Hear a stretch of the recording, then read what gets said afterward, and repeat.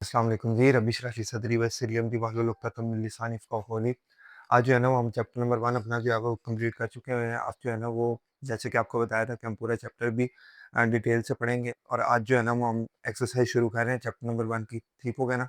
आज हम सबसे पहले जो है ना वो चैप्टर नंबर 1 की जो एक्सरसाइज में शॉर्ट क्वेश्चन जो है ना वो देखेंगे कि जो हम कॉन्सेप्ट्स पढ़ के आए हैं उनके बारे में जो-जो बात जो है ना वो शॉर्ट क्वेश्चन में पूछी जा रही है वो हम आंसर करने की कोशिश करेंगे।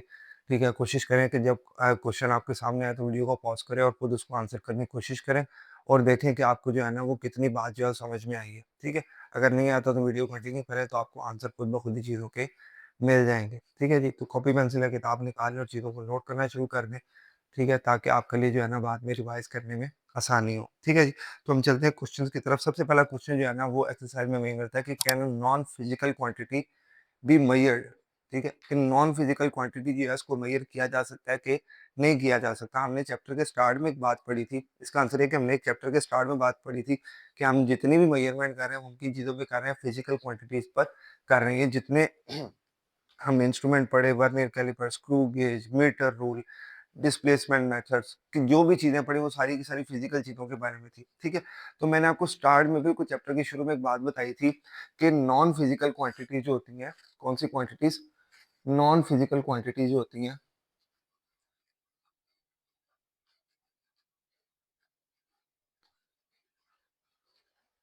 उनको जो है वो डायरेक्टली मेजर नहीं किया जा सकता है। इनको डायरेक्टली मेजर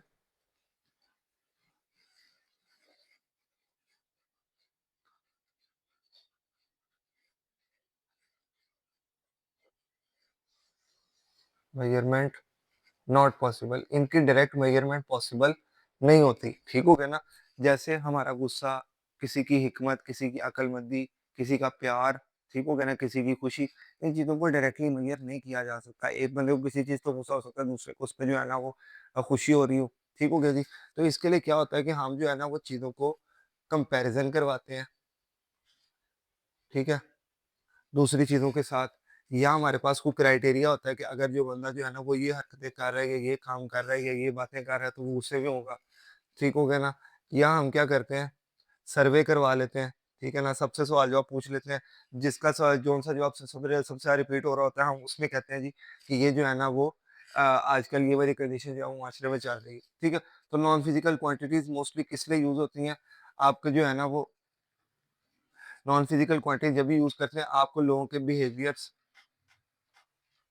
जो है ना वो जानने के लिए, उनको एनालाइज़ करने के लिए नॉन फिजिकल क्वांटिटीज़ को यूज़ किए जाते हैं, बिहेवियर चेंज होते रहते हैं एंड सो देयर मेजरमेंट, ठीक हो गया ना? तो इनको कंपैरिज़न करवा के क्राइटेरिया या सर्वे के थ्रू जो है वो आप इनको परसीव कर सकते हैं, इंटरप्रेट कर सकते हैं, इनको समझ सकते हैं कि ये क्या चल रहा है, इनको आप डायरेक्टली कैलकुलेट नहीं कर सकते, ठीक हो गया ना? ये डिपेंड करता है कि लोग किस किस्म की बात कर रहे हैं, किस किस्म का काम कर रहे हैं, उसके ज़रिए से जो उनकी ऑब्ज़र्वेशन है, जो उनके बारे में ख़्याल है, वो जो है वो इनकी मेजरमेंट कहलाता है। इनके लिए कोई डायरेक्ट रूल एग्ज़िस्ट नहीं करता, इनको आप दूसरों से कंपैरिज़न करवा के या कोई क्राइटेरिया आपके पास या कोई सर्वे करवा के तो आप इसको इंटरप्रेट कर सकते हैं, एक्सप्लेन कर सकते हैं कि क्या चीज़ चल रही है, इनको डायरेक्टली मेजर नहीं किया जा सकता और ये लोगों के बिहेवियर को एनालाइज़ करने के लिए यूज़ होती हैं। ठीक होगा जी?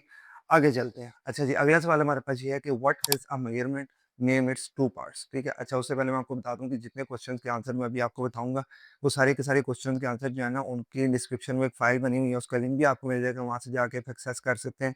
ये देखने के लिए कि जो है ना, वो अपने आंसर्स को पेपर में राइट डाउन किस तरह करना है और मैं आपको जो है ना, स्क्रीनशॉट में भी जो है ना, वो हर एक क्वेश्चन का जो आंसर है, वो स्क्रीनशॉट में भी आपको यहाँ पे डिस्प्ले करवा दूँगा, जो कि आपकी बुक के अंदर मेंशन है। तो उस चीज़ की भी कोई प्रॉब्लम नहीं है, बस समझिए आपने काम करना ज़रूरी है। ठीक है? तो सवाल है व्हाट इज़ अ मेजरमेंट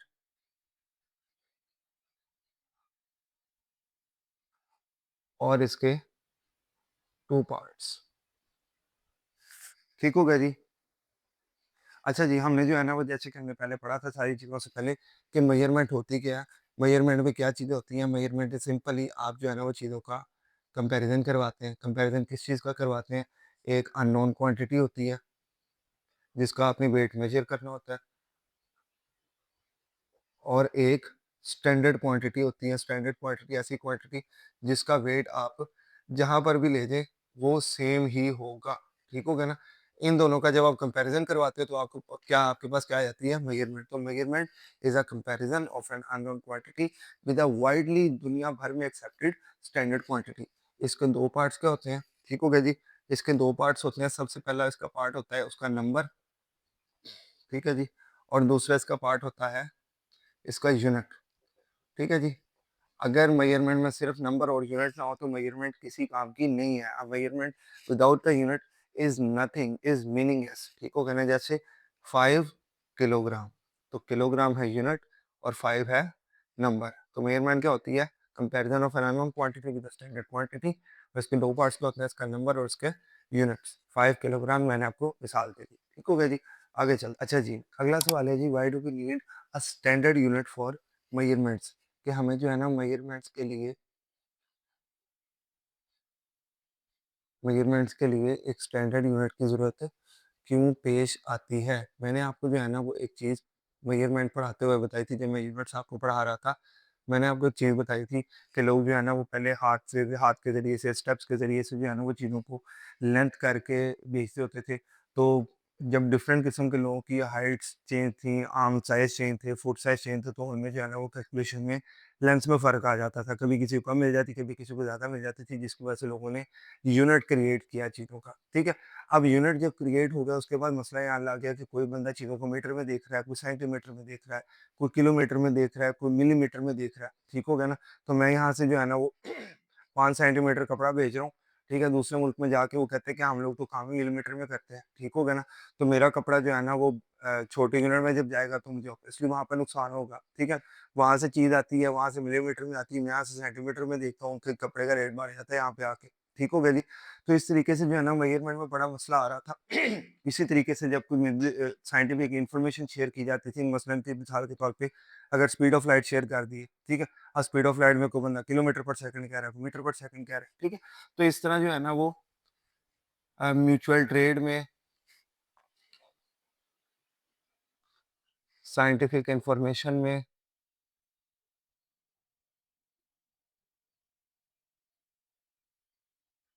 जो वर्किंग थी वो एफिशिएंट नहीं थी, ठीक है। उसकी वजह क्या थी कि इनका कोई स्टैंडर्ड यूनिट अवेलेबल नहीं था। तो इस वर्किंग को एफिशिएंट करने के लिए,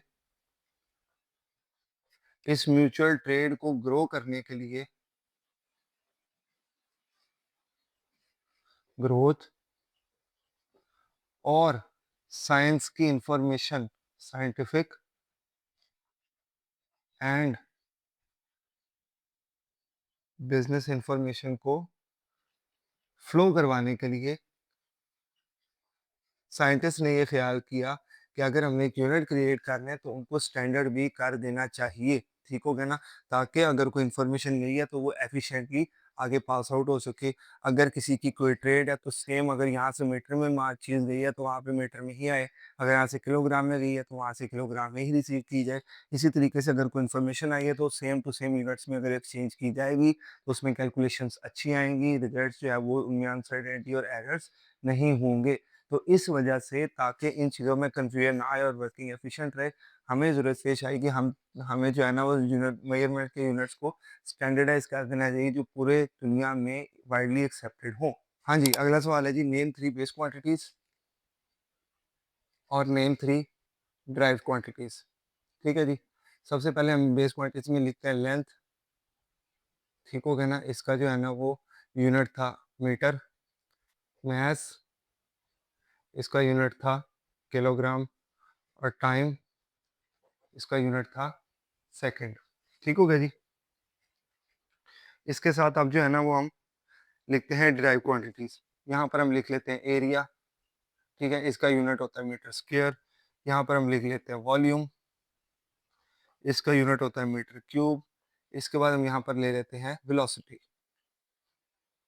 ठीक है, इसका यूनिट होता है मीटर पर सेकंड, ठीक हो गया ना। ये तीन बेस क्वांटिटीज होगी, ये तीन ड्राइव क्वांटिटीज। आप इसके जरिए इलेक्ट्रिक करंट ले सकते हैं, इंटेंसिटी ऑफ लाइट ले सकते हैं, टेम्परेचर ले सकते हैं, ठीक हो गया जी। यहाँ पर आप जो है ना वो कोई बेस क्वांटिटीज यहाँ पर काफ़ी सारी लिखी है, फोर्स है, प्रेशर है, इलेक्ट्रिक चार्ज है, एंगल है, कुछ भी आप नई तरह वो ले सकते हैं। यहाँ पर तीन ड्राइव क्वांटिटीज और तीन बेस क्वांटिटीज के नाम मेंशन करने हैं। ठीक हो गया जी? कोशिश करें उनके जो है वो यूनिट भी साथ मेंशन कर दें ताकि आपके नंबर कन्फर्म हो सके। अच्छा जी, अब कहा जा रहा है कि किसी भी टेबल की लेंथ को फाइंड करने के लिए, एक्सप्रेस करने के लिए आप कौन-सा बेस यूनिट इस्तेमाल, कौन-सा एसआई यूनिट इस्तेमाल करेंगे। ठीक हो गया ना? तो ऑब्वियस सी बात है, जब किसी भी टेबल की लेंथ या उसकी हाइट को जो है हमें रिप्रेजेंट करना पड़ेगा, तो उसके लिए जो हम जो है वो एसआई यूनिट इस्तेमाल करेंगे, वो कौन-सा होगा? ऑब्वियस सी बात है, वो मीटर ही होगा। कौन-सा होगा? मीटर ही होगा। ठीक होगा जी? तो इसका आसान सा आंसर है the SI unit which will be used to express the height of a table will be metres. ठीक हो गया जी? उसके बाद अगला सवाल वो पूछ रहा है जी कि right the names of right the names and symbols of all SI base units के नेम्स और सिंबल्स जितने भी बेस यूनिट्स हैं उनके लिखने हैं। ठीक हो गया ना? तो बेस यूनिट्स के नेम्स क्या है? पहला बेस यूनिट है मीटर। ठीक है जी? उसका सिंबल क्या है? एम। दूसरा बेस यूनिट है किलोग्राम। ठीक हो गया जी? उसका है केजी। तीसरा यूनिट है जी सेकंड, उसका है जी एस। चौथा है टेम्परेचर का केल्विन, उसका है कैपिटल के। पांचवा है इलेक्ट्रिक करंट का एम्पियर, उसका है कैपिटल ए। उसके बाद इंटेंसिटी ऑफ लाइट का कैंडेला है, उसका है स्मॉल सी और डी। और अमाउंट ऑफ अ सब्सटेंस मोल, इसका है एम ओ एल। ये हैं जी आपके 7 बेस यूनिट्स, उनके नाम और उनके सिंबल्स। ठीक हो गया जी? अच्छा जी, अब जो है ना वो सवाल बड़ा मजे का आ रहा है कि प्रीफिक्सेस क्या होते हैं। ठीक हो गया जी? और आपने बताना है कि 3 मल्टीपल और 3 सब मल्टीपल प्रीफिक्सेस के नाम लिखे। हमने पढ़ा था कि प्रीफिक्सेस ऐसे वर्ड्स होते हैं, ठीक है, जो कि बिफोर एसआई यूनिट ऐड होते हैं, बिफोर एसआई यूनिट आते हैं। ठीक है, इनकी वैल्यू फिक्स्ड होती है। ठीक है, और ये यूज क्यों होते हैं? ताकि लार्जर क्वांटिटीज को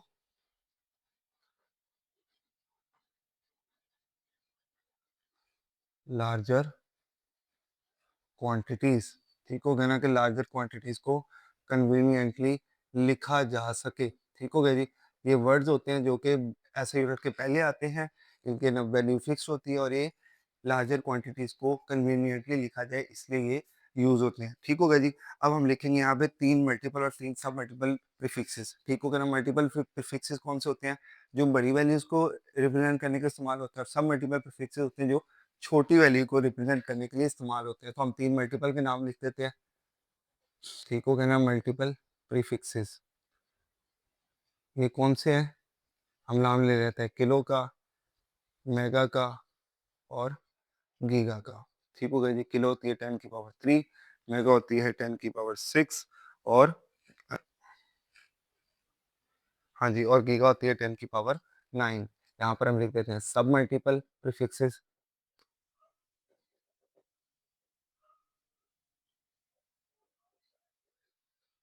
ठीक हो गया जी? सब मल्टीपल प्रीफिक्सेस कौन से होंगे? हम यहाँ पर लिख देते हैं जी मिली का, यहाँ पर हम ले लेते हैं माइक्रो का, और यहाँ पर हम लिख देते हैं नैनो का। ये होती है 10 की पावर -3, ये होती है 10 की पावर -6, और ये होती है 10 की पावर -9। ठीक हो गया जी? ये 3 मल्टीपल हो गई, ये 3 सब मल्टीपल फिक्सेस हो गई। ठीक है जी? वर्ड्स हैं बिफोर ऐसे यूनिट आते हैं, वैल्यू फिक्स होती है और लार्जर क्वांटिटीज को कन्वीनियंटली राइट डाउन करने के काम आते हैं, और ये है 3 मल्टीपल और 3 सब मल्टीपल प्रीफिक्सेस। ठीक है जी? अगर आपको कोई इशू भी है तो आंसर जो है वो सामने डिस्प्ले आपके हो रहा है, वहाँ को भी आप नोट डाउन कर सकते हैं। बुक में भी ये चीज़ें लिखी हुई हैं। आगे चलते हैं जी। अच्छा जी, अगला सवाल वो ये कह रहा है कि इन 4 वैल्यूज़ का क्या मतलब है? ठीक हो गया ना? ऑब्वियस सी बात है, ये एसआई यूनिट्स हैं, उनसे पहले जो वैल्यूज़ आ रही हैं, ये ऑब्वियस सी बात है, ये प्रीफिक्सेस हैं। तो इनका मतलब क्या निकलेगा? ये क्या है? 5 पिकोमीटर। ठीक हो गया ना? पिको की वैल्यू क्या है? 10 की पावर -12, तो लिखेंगे 5 10 की पावर -12 मीटर्स। ठीक है? Nano second, 15 nano second. ठीक हो गया ना? तो नैनो क्या होता है? 15 10 की पावर -9 सेकेंड्स। ठीक है जी?